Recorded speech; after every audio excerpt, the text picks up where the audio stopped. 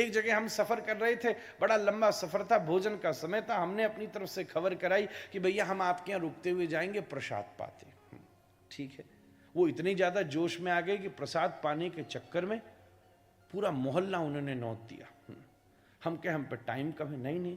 फिर उसके बाद आए, फिर द्वार पर उन्होंने मंगल गीत गाए पहले 18 मिनट, फिर कुछ लेडीजों ने बर्तन बजाए, फिर 4-5 ढोलक लेके बैठ गए और ढोलक के ऊपर 6-6 चिमटा पिट रहे थे।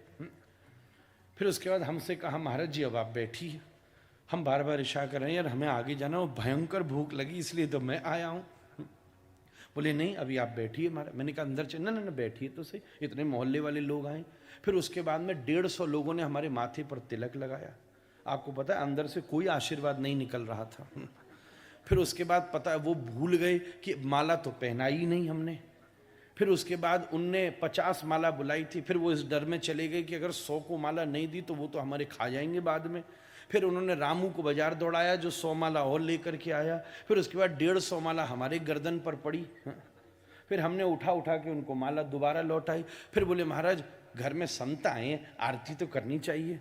मैंने कि मेरे अंदर जो आग जल रही है उसका भी कुछ ध्यान रखो, पर वो कहाँ सुनने वाले थे। फिर उन्होंने बढ़िया सुंदर ओ श्यामा तेरी आरती, कन्हैया तेरी आरती। मैंने कहा ये आरती बुझ जाए तो मैं देवताओं को पूजा करूंगा, नवग्रहों की पूजा करूंगा, पर वो करने को तैयार नहीं, घुमाए जाए। फिर बहू ने सास को कोनी मारी, तू ही आगे रहती है सदा, है मुझे नहीं आगे आने देगी। फिर बहू आ गई, फिर बहू ने अपनी आरती बड़े प्रेम से घुमाई। फिर जेठानी बोली ओहो छोटी वाली ज्यादा पसंद, बल्कि फिर उसने अपनी आरती करी। फिर देवरानी ने अपनी आरती करी। और फिर महाराज उसके बाद फिर पड़ोसन आ गई, लगता है मेरे से नहीं तू प्यार करती है। मेरी की कोई मुझसे भी प्यार कर लो महाराज, पर कोई प्यार करने को राजी नहीं था। बस सबको अपनी श्यामा तेरी आरती।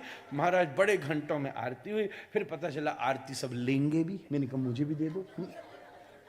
उसके बाद महाराज बड़ा सुंदर बात आई कि महाराज अब तो पुष्पांजलि हमने कथा में देखी। पंडित जी पुष्पांजलि। अब इतनी देर में दिया फूल। अभी हमारे पुष्पेंद्र जी, नारायण जी, इनको सूझा 150 आदमी सामने मंत्र बोलने का अवसर। हारी ओम यज्ञ न यज्ञ। मैंने कि ये भी यज्ञ करा जल्दी, पर कोई सुनने को राजी नहीं। घुमाते हमारे हाथ में भी गुलाब के फूल दिए। हमको पता चला गुलाब के फूल खा सकते हो, पुष्पांजलि के आधे फूल तो हम खुद ही खा लेंगे। अब उसके बाद महाराज पुष्पांजलि हुई। फिर उनको ध्यान आया कि पांव भी धोने होते हैं। संता हमारे घर में पधार महाराज। मैंने कि मेरी थोड़ी जीभ भी धुला दो। ला, पानी ला। 2.5 घंटा खा गए महाराज। उसके बाद भोजन आया। पता है अब क्या हुआ?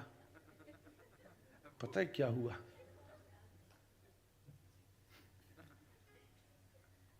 हम थे 18 लोग, उन्हें लगा अकेले महाराज जी खाते हैं।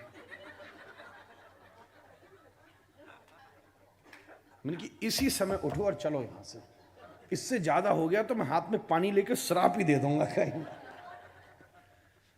विधि सामने बैठी हो, अब निधि सामने बैठी हो, तुम विधि के चक्कर में फंसो। कौन विधि के चक्कर में फंसे? जब भगवान सामने बैठा है। बड़ी सारी जहां अरे भाई जाना है, प्रणाम करना है, फिर प्रणाम करेंगे। कई लोग मंच पर भी आते हैं, यहाँ की बात नहीं करें और सब जगह के मंच पे आएंगे। फिर उसके बाद फिर क्या करना है? फूल, फिर प्रणाम, फिर जेब में डालेंगे हाथ। हाँ पैसा भी तो चढ़ाना होता है। फिर पहले पैसा ढूंढेंगे 3 जगह गया कहाँ। फिर निकाला, फिर सोचा यार 500 की नहीं यार तो ज्यादा हो जाएगा। फिर 50, फिर 50, फिर देखिए अरे यार इतना बड़ा प्रोग्राम चल रहा है, 50 देता अच्छा लगूंगा।